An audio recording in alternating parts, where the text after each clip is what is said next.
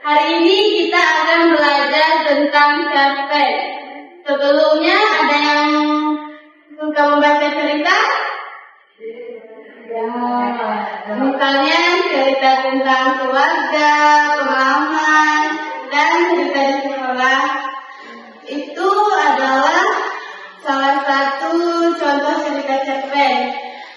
Cerpen sendiri merupakan cerita pendek yang ditulis secara singkat dan hanya memiliki satu masalah saja. Terus yang kedua, ciri-ciri cerpen. Ciri-ciri cerpen. Yang pertama, ceritanya pendek, biasanya hanya sekitar 10 atau 15 menit saja dalam membaca cerpen. Terus yang kedua, jumlah tokohnya sedikit. Biasanya hanya ada 1 atau 2 tokoh saja. Contohnya misalnya Rina adalah seorang anak yang rajin, berarti tokohnya adalah Rina. Terus yang ketiga, memiliki satu masalah.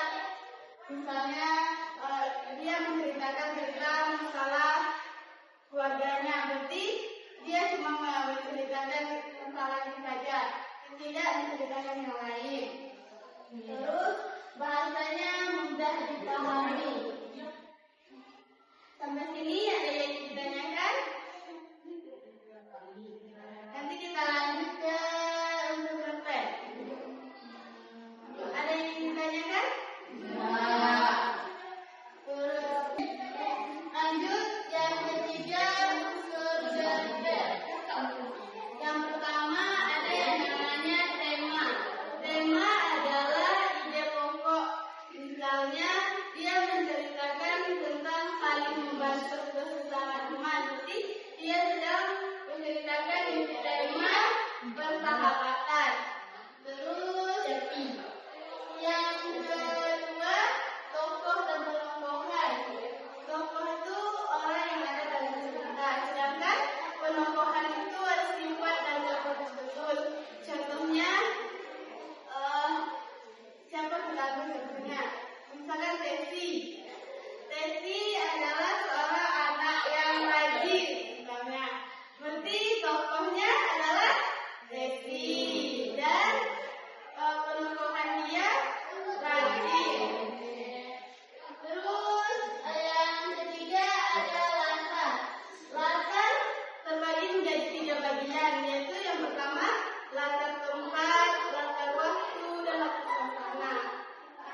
Contohnya di pagi hari Tesi sedang berada di sekolah dalam keadaan yang senang.